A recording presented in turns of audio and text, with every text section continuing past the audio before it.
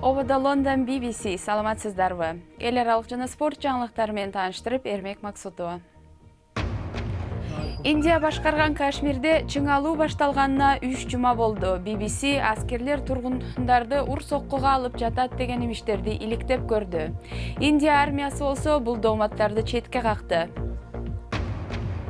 Үйлөрдүн ижара баасынын өсүшү. Берлинде үй ээлери менен бийлик ижара наркынын өсүшүн көзөмөлдөө чараларын көрүүдө.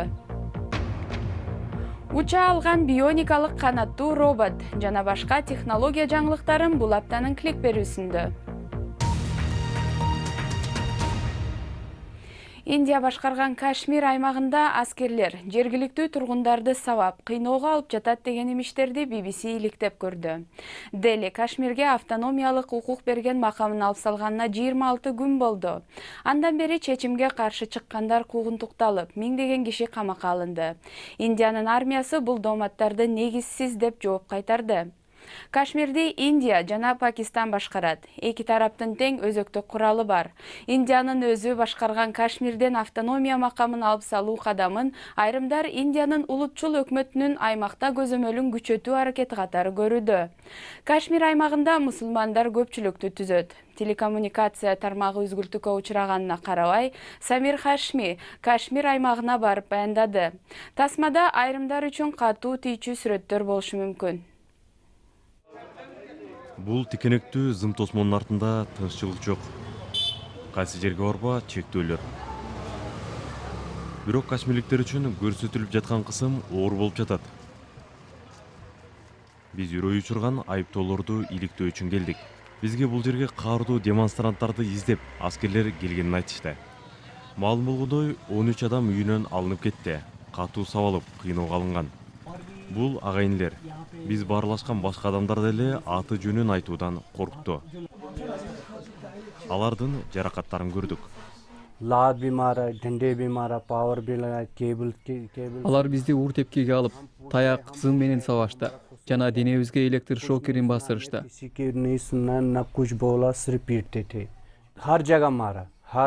Мен алардан кандай күнөөм үчүн деп сурап жаттым. Алар эч нерсени уккусу, сүйлөгүсү да келбеди. Бизди сабай беришти. Денемин бүт жерине урушту. Эс учубузду жоготкондо шокер менен өзүбүзгө келтиришти. Оозубузга ылай тыгып, кыйкырба, кыйкырба, эмне кыйкырып атасың деп айтышты. Мени урбай, өлтүрүп эле салгылачы деп айттым. Жан чыдагыс кыйнашкандыктан мени атып салышты экен деп Кудайдан суранып жаттым. Азырда коркуп турган бул киши жаратынын сүрөттөрүн көрсөттү. Ал мусулман болгон үчүн куугунтукталган деп ишенет. Алар сакалымды катуу жулушту. Ошондо тиштерим чыгып кетчүдөй оорутту. Анан эс учумду жоготуп койдум. Жигиттердин бири сакалымды өрттөөгө аракет кылганын айтты. Бирок армиядагы бирөө аны токтотуп калыптыр. Биз армияга ошол дооматтарды койгонубузда бизге жазуу түрүндө жооп беришти. Айыптоолор негизсиз жана ага далил жок. Индиянын армиясы дооматтарда айтылгандай эч бир жайкын тургунга кол тийгизген эмес. Коопсуздук күчтөрү жарандардын коопсуздугун камсыздоо үчүн гана иш алып барышкан. Индиянын армиясы адам укуктарын түшүнүп, сыйлаган кесипкөй уюм. Кашмирде ондогон жылдардан бери жаңжал чыгып келет. Ал дүйнөдөгү эң аскерлешкен аймактардын бири. Индиянын кысымына берилбей туруштук көрсөтүп жатат деп жергиликтүү калк аскери топторду сыйлайт. Индиянын коопсуздук күчтөрү менен жергиликтүүлөрдүн ортосунда ар дайым кастык мамиле болуп келген. Көп учурда жөн жай тургундар жапа чегет. Кыйноолор бир эле айылда болгон эмес. Бизге аймак боюнча бир канча адам ушундай кыйноолорго туш болгонун айтышты. Биз аскердик чепке келдик. Жергиликтүүлөр бизди аскерлер бир баланы кыйноого алган деген үйгө ээрчитип барышты. Анын агасы согуш керек экен. Мен эки колумду тең сунуп турдум. Алар колдорумду, буттарымды байлашты. Анан башымды ылдый каратып асып коюп, 2 сааттан ашуун сабашты. Оң бутум сыныптыр. Индиянын калган бөлүгүндө согушкерлердин жакындарына түшүнүү менен мамиле жасалбайт. Алар ал аскерлерди Пакистан каржылап жаткан террористтер дешет. Көптөр Кашмирдин атайын макамынан ажыратып, премьер-министр Моди чечкиндүү болду деп алкыш айтууда. Бийлик айрым чектөөлөр акырындык менен алынып жатканын да билдирип келет. Бирок интернет жана телефон байланыштары үзүк бойдон. Миңдегендер кармалды. Кашмирдин дүйнө менен байланышы үзүлүп калган. Ошентип, кыжырдануу күчөп жатат.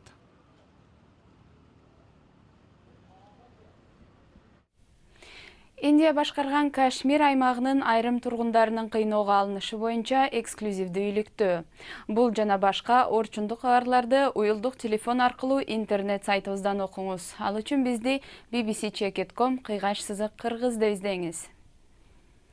BBC Кыргыз кызматынын берүүсүн көрүп жатасыздар, жаңылыктар менен тааныштырууну улантабыз. Украина менен Россия камакта жаткан туткундарын алмашмай болушту. Украинанын президенттик аппараты мындай жүрөк толкунданткан учурда адамдарды эмоцияга алдырбай тургула деп эскертип, Россия менен барымтадагы жарандарын алмашуу баштала элек экендигин айтты. Маалым болгондой, эки тарап тең туткундарды алмашууну улантып жатышат. Россия жана анын шериктештери өткөргөн операциядан кийин 7000ге жакын жөн жай тургун Сириянын түндүгүнөн качып чыкканы маалым болду. Сирияда байкоо жүргүзгөн адам укуктарын коргогон уюм тургундар Мурат ал-Нумандан качууга мажбур болгонун айткан. Аталган аймак стратегиялык мааниге ээ. Жуманын башында болгон чабуулда ондогон киши набыт кеткени маалым болду. Бириккен Улуттар уюмунун айтымында учурда 3 миллиондон ашуун жаш бала мектепке барбайт. Билдирүүдө айрым жаш балдар мектепке коопсуздук жана финансы маселелерине байланыштуу бара албай калат деп айтылат. Уюм мындан ары бийликтер менен жеке секторлорду жаш балдардын билим алуусуна көбүрөөк салым кошушун талап кылды. Google'дын эксперттери Apple'дын iPhone телефондорун колдонгондор бир нече хакерлик чабуулга туш болгонун маалым кылды. Ал чабуулдардын бири 2 жылга созулган. Зыян келтирчү программалар колдонуучулар тууралуу маалыматтарды мүнөт сайын жөнөтүп турган болушу мүмкүн. Apple февраль айында бул көйгөйдү жоюуга буйрук берген. Ал эми iPhone колдонуучулары телефондордун системасын улам-улам жаңыртып турушу керек. Дүйнө жүзү боюнча чоң шаарлар тургундарды батыра албай кыйналат. Мындан улам жаңы ыкмалар жана жаңы мыйзамдар күчүнө кире баштады. Германиянын баш калаасы Берлинде ижара бааны көзөмөлдөө планы 2015 жылы башталган. Ошентип, аренданын баасы көтөрүлбөйт деген ой пикирлер айтылууда. Берлинде 3 миллион 700 миң адам жашайт.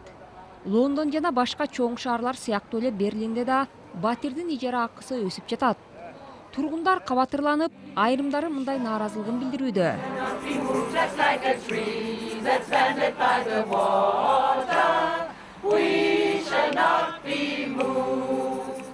Биз үнүбүздү жеткирүү менен бирге адептүүлүктү сактасак дедик.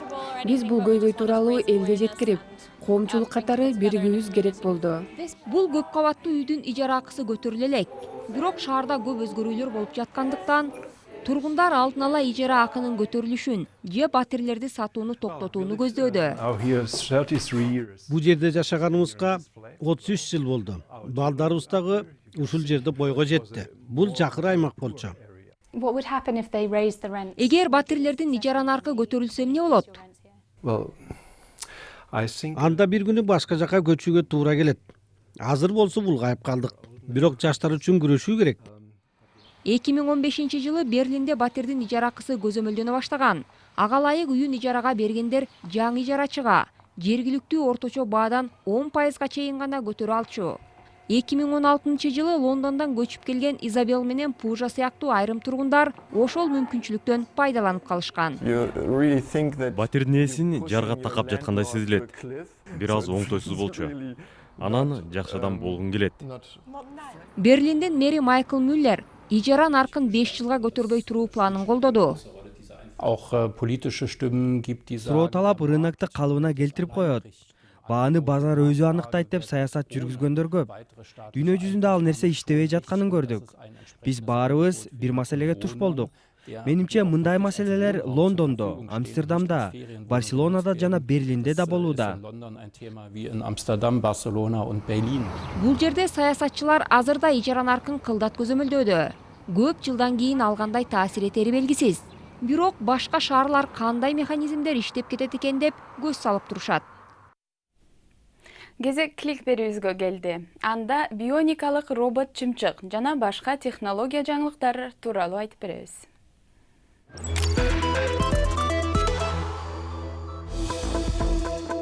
Huawei бир нече жуманын ичинде Mate 30 Pro аттуу жаңы мобилдик телефонун чыгарат. Бирок анда Google'дун популярдуу YouTube же Google Mars тиркемелери жок болот. Google буга АКШ өкмөтүнүн Huawei телефондорунун сатылышына тыюу салганы себеп болгонун айтты.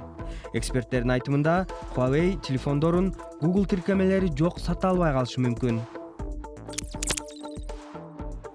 Шанхайдагы дүйнөлүк жасалма акыл конференциясы акылдуу байланыш чексиз мүмкүнчүлүктөрдү жаратат деген темада өтүүдө. Ага дүйнөнүн булуң бурчунан 300 компания катышып, өздөрүнүн жасалма акыл продукцияларын көрсөтөт. Ал эми көргөзмөгө баргандар жасалма акыл технологиясынын соңку жаңыланууларын көрүшөт. Бейжиңде өткөн роботтордун экспосунда бул чымчык өңдүү робот элдин көңүлүн өзүнө бурду. Анын канаты жайылып турганда 2 метрге чейин жетет жана салмагы болгону 400 граммды түзөт.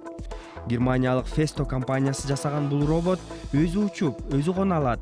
Ал GPS навигация системасын колдонот. Андан сырткары аны пульт менен аралыктан да башкарса болот. ExoMars аттуу марсоход жасалып, Европанын Марска болгон миссиясы пландагандай эле эмки жылы ишке ашмай болду окшойт. ДНК илимин негиздеген окумуштуу Росалинд Франклинге арналган 6 дөңгөлөктүү робот Марс планетасын кыдырып, анда жашоо болгонбу же жокпу деген суроого жооп издейт. Сыноо ийгиликтүү өтсө экен.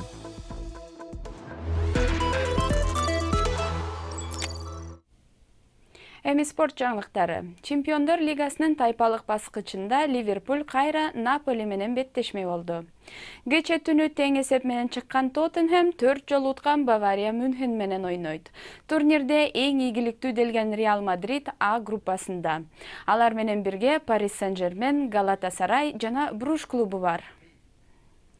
УЕФА Виргил ван Дикти жылдын мыкты оюнчусу катары тааныды. Аялдар арасында бул наамга англиялык Люси Бронс татыды.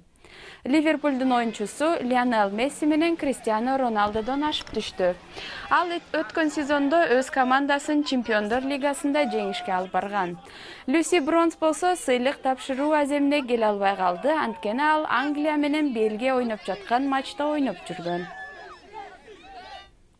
Премьер-лигада бул демалыш күндөрү көп оюндар өтөт. Саутгемптон өз талаасында Манчестер Юнайтедти кабыл алат, Челси болсо Шеффилд Юнайтед менен ойнойт.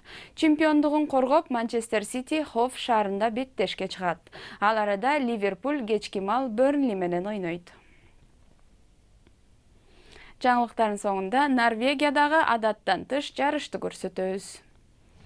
Күлкүлүү көрүнгөнү менен оор дат болуш керек. 1970 жылдары башталган бул Дон Сиг деп аталган мелдешке сүйүктүүсүн издегендер катышчу экен. Анда секирүүнү каалагандар колу бутун жайып, же экиге бүктөлүп алып сууга түшүшү керек. Айрымдар муну жакшы көрсө, калгандары муну опурталдуу көрөт. Берүүнү ушуну менен жыйынтыктайбыз. Жума бою алып барган Эрмек Максутов болду. Саламатта калыңыздар.